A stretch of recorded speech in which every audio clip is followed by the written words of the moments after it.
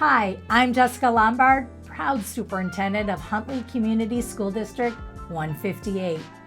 I'm excited to announce that this year we're tapping into a new opportunity to communicate and connect with our staff, our parents, our students, and our community by launching a video series titled Raider Roundtable. It's our hope that through these videos, viewers and listeners just like you will gain a better understanding of topics about our school district. We'll dive deep into issues and topics that impact our school community, the educational experiences of our students, as well as district priorities. I'll serve as your host, and we're going to start by embedding these videos into our monthly district newsletters with the goal that in the future, we'll utilize a podcast platform for those of you who might prefer to listen and learn on the go. Now, without further ado, I'd like to introduce today's topic, attendance and the importance of showing up at school. Chronic absenteeism is on the rise across the nation, and in Huntley, we're not immune to this rising trend. In the 2022-23 school year, 26% of our students were identified as chronically absent. What does that mean? It meant 26%, 1 in 4 of our students missed 17 or more days from the school year. Now, typically when we think about data, we're often so excited that our data is above state and national trends. But when we compare chronic absenteeism and that 26%, at that same time in the state and the nation, 28% of students were chronically absent. That's too close for comfort. That's not a data point we want to be in line with our state and our national standards at. So in District 158, we're really tackling that this school year. Today I have a very special guest with us, one of my colleagues, Lindsay Spears. Lindsay, welcome. Thank you for joining us today. Thank you for having me. So Lindsay, you've had an opportunity to really dive in deep and look at attendance. What does research look like in attendance? Can you kind of frame out why this is such a priority here in our district? Yeah, and I think even growing up, attendance at school was just always encouraged by your teachers, but we never really had any explicit data to say, here's why it's critical. And what we know now, based on a lot of research done over time and a lot of research done post-COVID, is that missing 2 days a month is really that limit that you don't want to be going past, because you're going to start to see a lot of negative implications for your child or as students watching for your future. And that if you miss 2 days a month or more, you're more likely to be stressed or anxious. And that if you miss 10 days a year, you're actually 20% less likely to graduate from high school. In addition to that, for our younger students, missing just 2 days of school a month means that you're less likely to be a literate individual by 3rd grade. So Lindsay, you said that 2 days is kind of that threshold. When we add that up, if we look at our school calendar, we're in school 9 months out of the year. Missing just 2 days equates to an entire month. So seeing that data that you shared, if that's something we do on an ongoing basis, that can equate to years of school. Mm-hmm. So let's go ahead and talk a little bit more about your role in the district. You're one of our secondary directors of curriculum instruction. You are the guru of data assessment and all things MTSS. Tell us a little bit about what does MTSS mean and how does attendance play a role in that? Well, we love acronyms in education. So MTSS is another acronym, obviously, for multi-tiered system of support. And it's a framework that education is able to use as a system for decision-making around every single student. And it ensures that students, no matter who they are, what skill set they come in with, and what it looks like from home, that we're providing them with the opportunity to access high-quality instruction in the areas of academics, behavior, and social emotional skills, and all of that includes attendance as well. So when you think about it being a multi-tiered system, that tier piece really is kind of where the magic is with MTSS, because our tier 1 is our promise to all kids. It's our high quality universal tier of instruction. And as a parent, you can kind of think about that as the foundation of your child's educational career. So anytime a child needs additional layers of support, it's fluid, it's dynamic, we may add on other supports in any of those areas. Great. So attendance does matter. Showing up to school does matter. We used to look at those things where behavior was in one bucket, attendance might be in another bucket, academic achievement is somewhere else. And maybe those individuals, whether it be in the district or the school, kind of, they were experts in those different areas. But we've seen locally, we know it nationally, that all of that interconnects, right? So attendance does impact social emotional. It impacts abilities to make relationships. It definitely impacts that academic success. And it will impact, even if we're talking about a kindergartner, their future career. So talk to us a little bit about the work that your department, a little bit of the work that we've done that shows that interconnectedness. Yeah, well, when students are at school, they learn better and they behave better. And we actually have local data that proves that the research lines up. And just some information that we pulled recently was that our state math assessment, so IAR, SAT, if you're a student who is chronically absent, I should say 75% of our students who are chronically absent are not proficient on the math state assessments. That's pretty compelling. On our reading assessments, students who are chronically absent, again, are struggling to access that content and all the skills that go into it. And 60% of our student population who are chronically absent are not proficient on the reading state assessments. We can also see that parallel drawn in grading. So the students are more likely, almost 50% more likely to receive a D or F in their math or English courses by being chronically absent. So the district reaching out, right? It might to some people feel that nagging, I know my child was absent, they're getting these letters or phone calls. It's because we care. It directly impacts their student. Have you seen some of the trends or research that shows how absenteeism not only impacts that student being gone, but impacts the rest of the class or the school community? Yes, well, for the individual student, the feeling of as an adult, even when you miss a meeting and you're trying to get caught up, you're feeling kind of disconnected from what's going on, and it just feels off going back. So that feeling of being gone and coming back is tough for an individual kid. And that obviously over time, they're not having the ability to experience the social interactions and practice those skills that their peers are able to engage in every day. And the impact on the whole class is actually pretty compelling as to why we would want to be focusing on this as a district-wide campaign, is that a child's absence impacts the rest of the class, because the teacher, especially if you have multiple students absent in one classroom, the teacher is having to go back and reteach or remediate or reassess, and it impacts the instructional process. And what that means is a loss of instructional time for all kids. And I think that one of those pieces that's hard for individuals to understand is how, by what am I doing or my student doing, impacting everyone else. But when we open that classroom door and we see what's going on in schools today, the instruction and education looks different from when you and I went to school. And so I think that was critically important to share with our listeners and our viewers, that the decisions that we're making do impact the whole.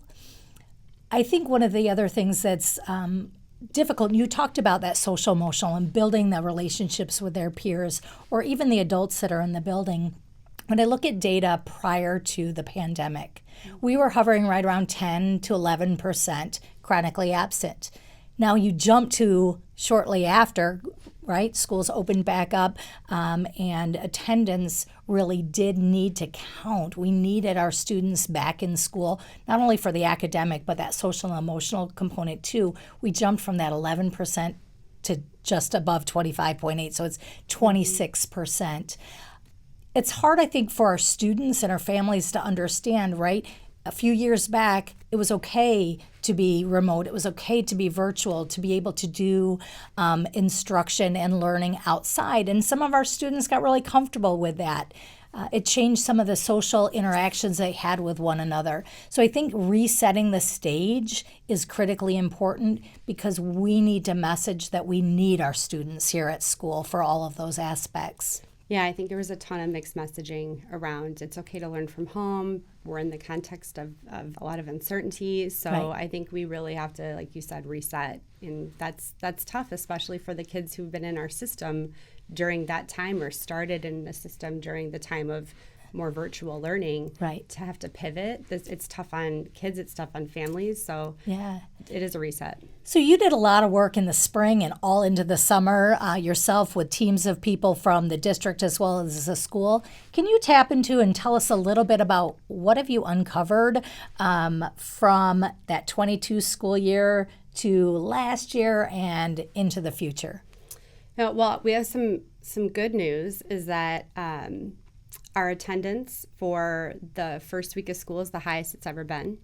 We had 98% of our student population attend school the first week, and that's something to really be proud of.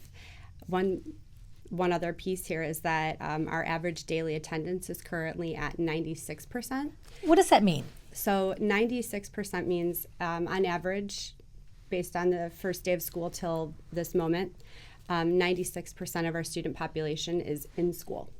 So that's a metric that the Illinois Department of Ed looks at as well. And so it's something we always want to keep a pulse on. And in addition to chronic absenteeism, that's another metric that we'd want to follow. Our top absence reasons right now up to date are illness. We know that we have the back to school bug. So we have about 17% of our student population who have had at least one attendance code applied for an excused absence around illness.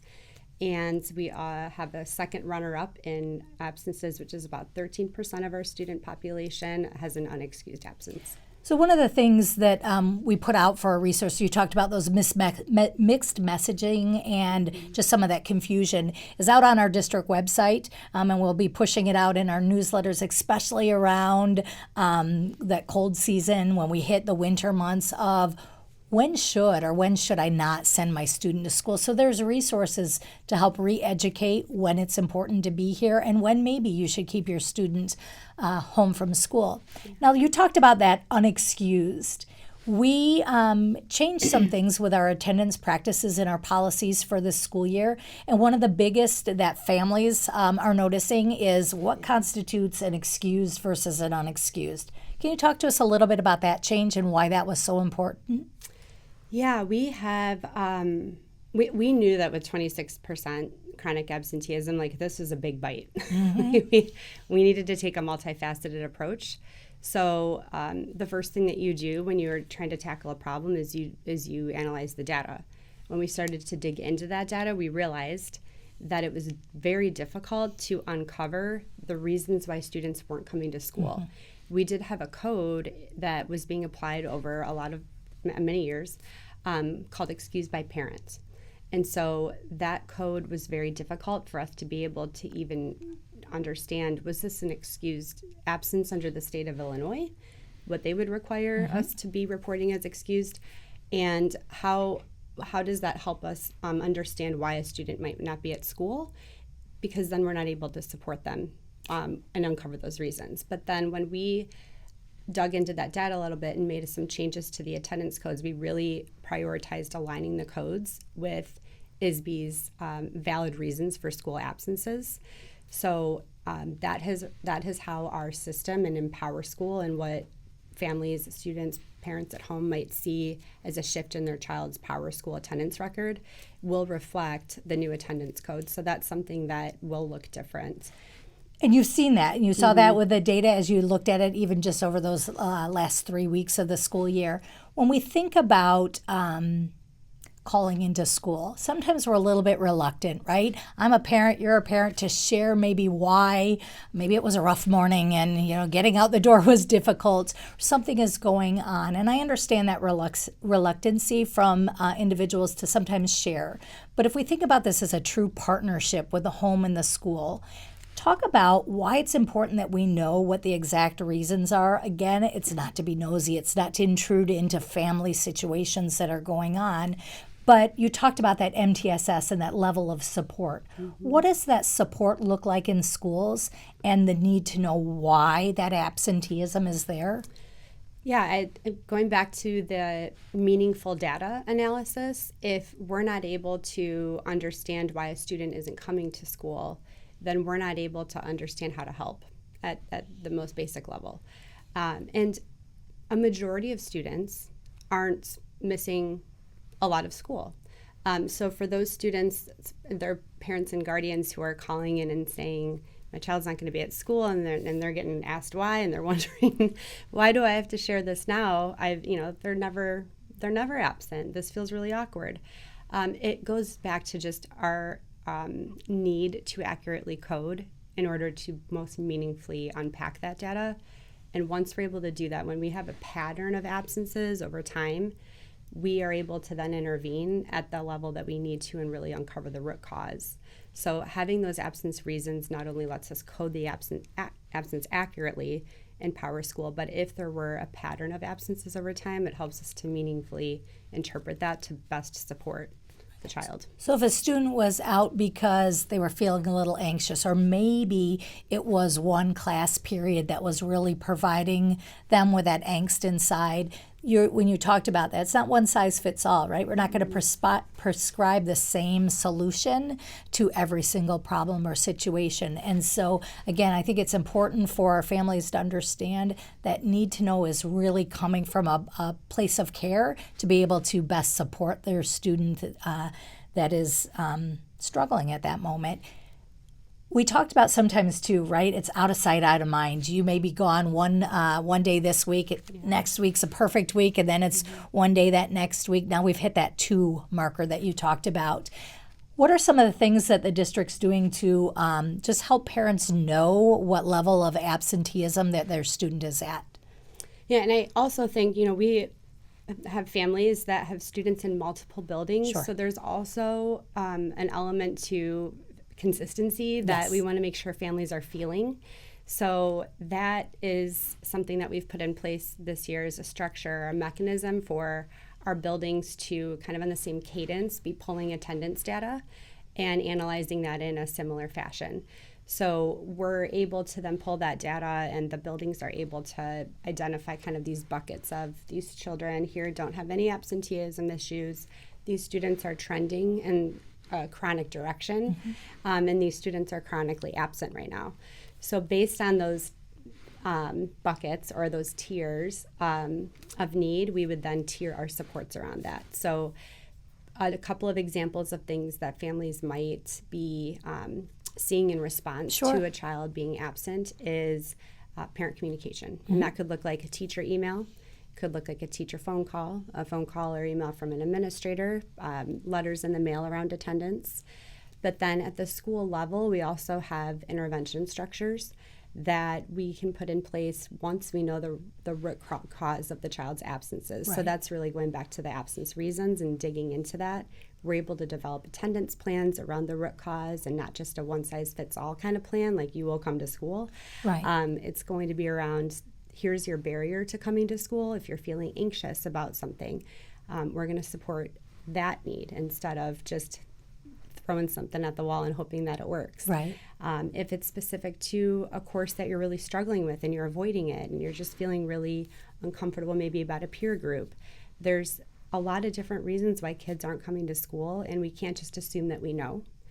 And it takes a lot of work with uncovering what that is sometimes. So through that, we're able to develop more individualized plans. But then the other resources we could offer on top of that are things like Care Solace and our family liaison. And other community supports that maybe we need to tap into dependent on, again, that root cause. Correct, because it's not always about the child, sometimes the family's really struggling. Absolutely. And we need to be able to wrap around and support the family. So what I feel really confident in with our campaign is that it's around support and not punitive. Yeah.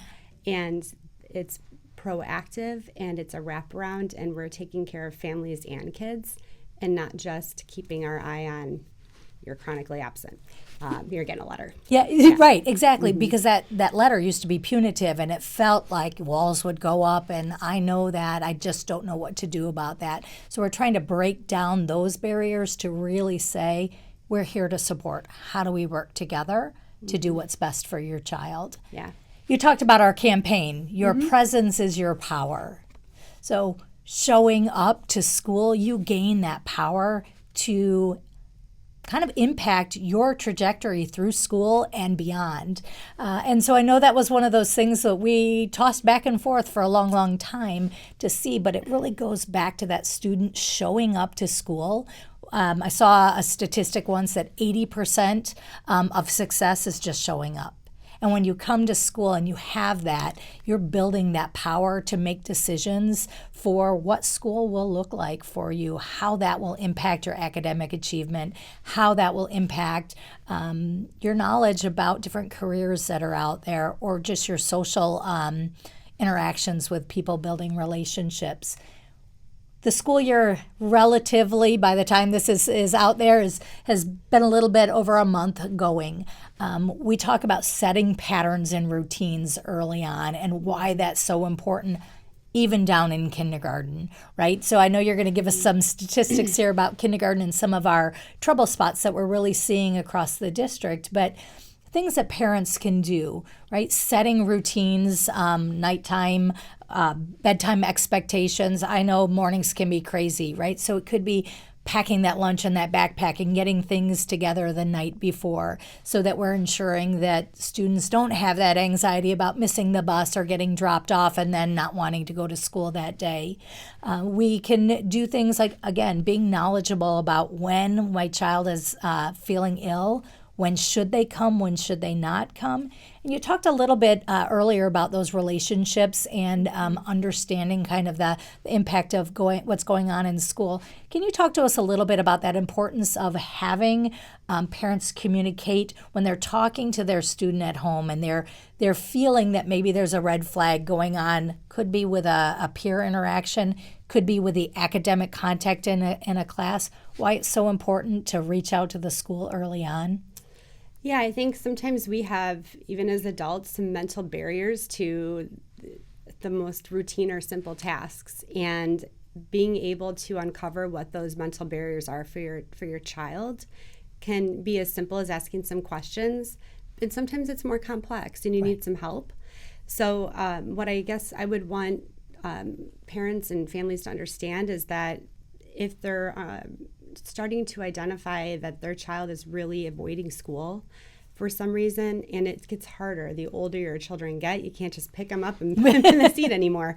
I've tried it. So that's really important, I think, for our families to know that they're not alone in trying to get their child to school.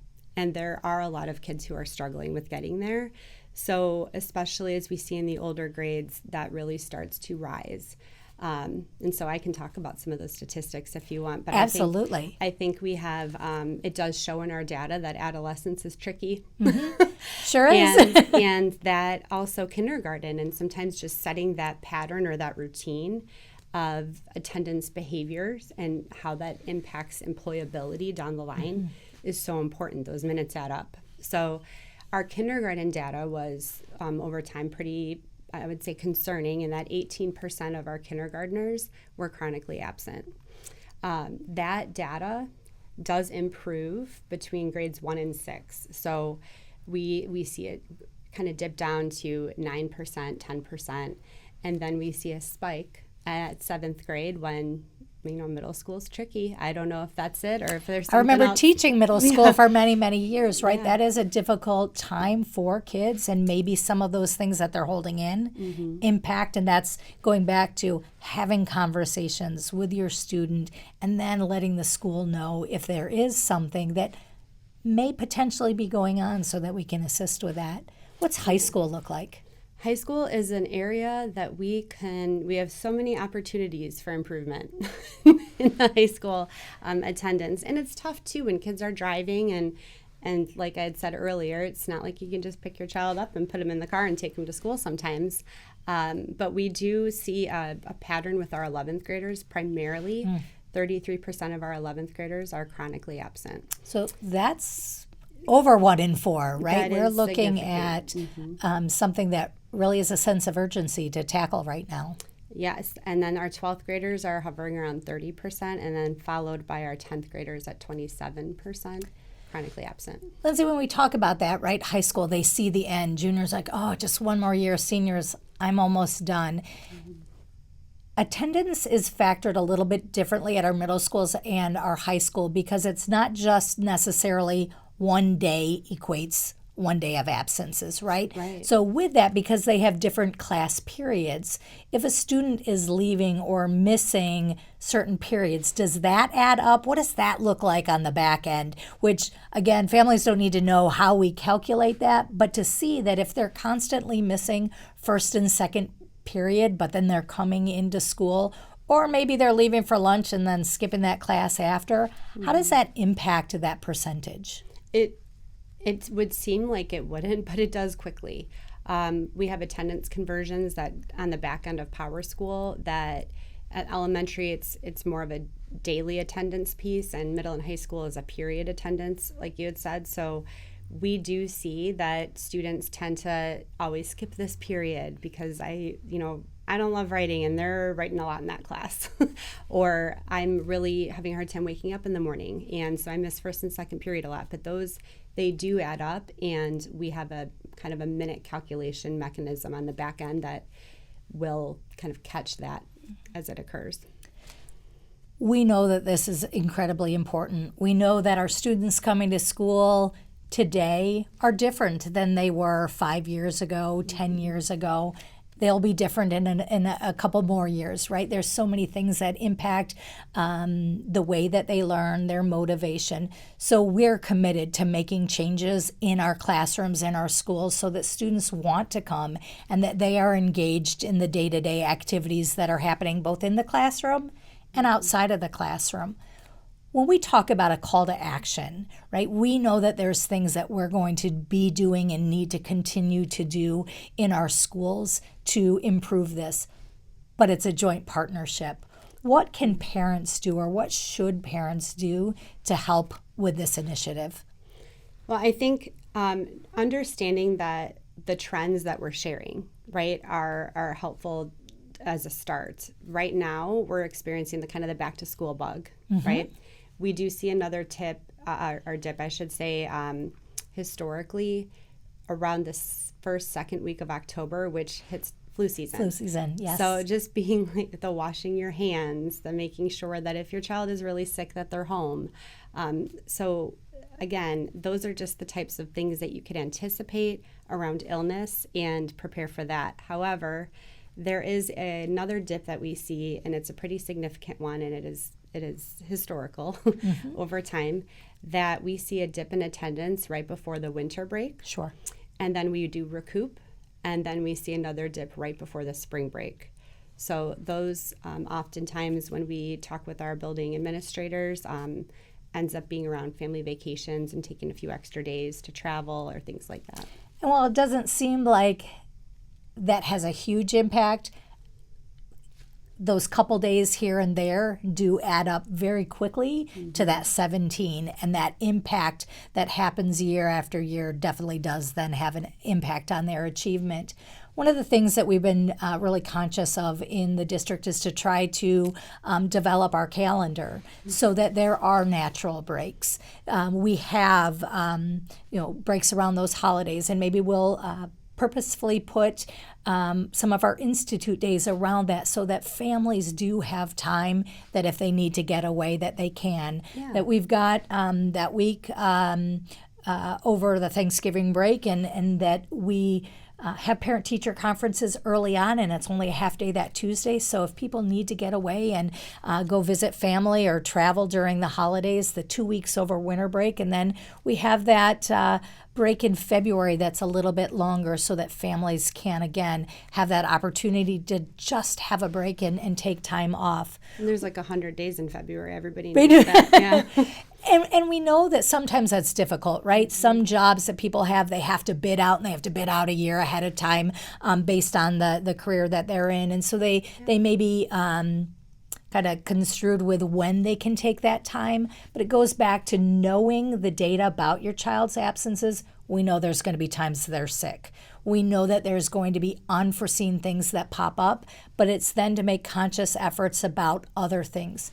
Taking a trip here or there isn't going to impact as long as then there aren't all of these other reasons or absences that pop up. And so it's, again, just to be mindful, and that's why we're going to be sharing that information, just to be on top of mind for those kinds of things. Yeah, I mean, my own children in the district have already been homesick from school with the back-to-school bug this year. It hit our house. But I think that you have to kind of buffer for that. You have to anticipate that kids are going to get sick. Yeah. And so when you start to plan vacations and that kind of eats into that time, you need to have that buffer. I think one of the things you talked about aligning with the Illinois State Board for what are those codes. Some of the other things that we look at are there are things that, and all of our kids know this, right? You get 5 mental health days if you need that. There are times for different leaves or things that might, college visits here and there, what constitutes an excuse versus that unexcused. I think there's a misnomer out there, a misconception that those days, because they're allotted, don't count towards this chronic absenteeism. Yeah. But that's wrong. Yeah, it does. Any absence from school does count into that data, and that's tough because there's some times where we have students receiving treatment, or we have students who are really struggling and they need more time to be able to support their mental health needs. We don't want to take away from what they need, right, and tell them that you need to be at school instead. But we do recognize and we do need to understand that data does include every absence type.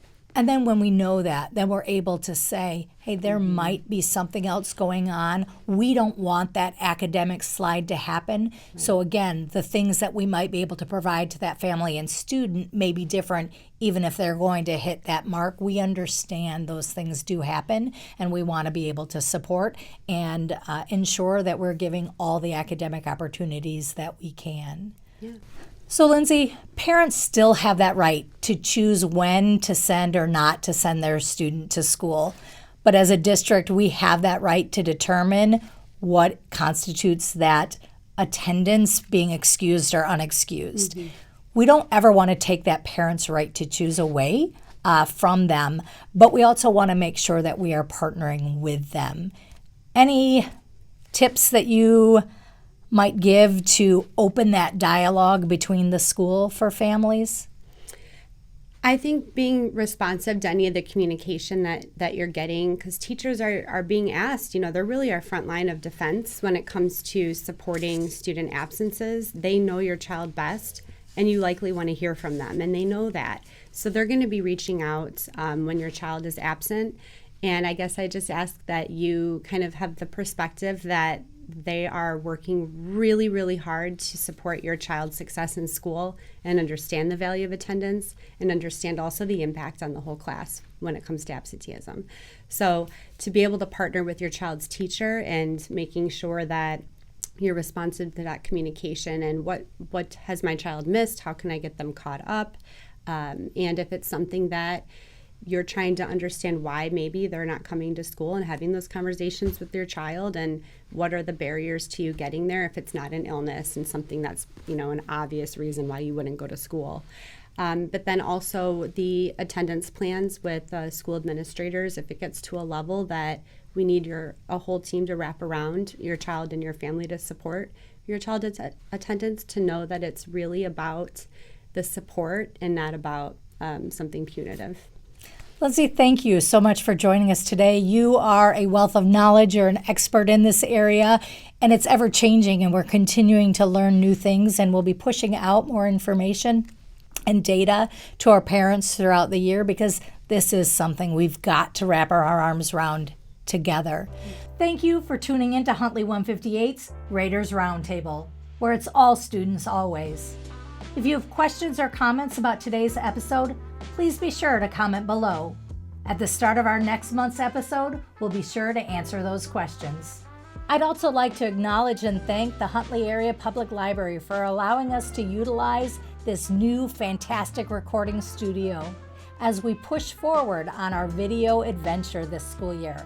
I hope to see all of you join us again next month as we dive into the topic of school safety.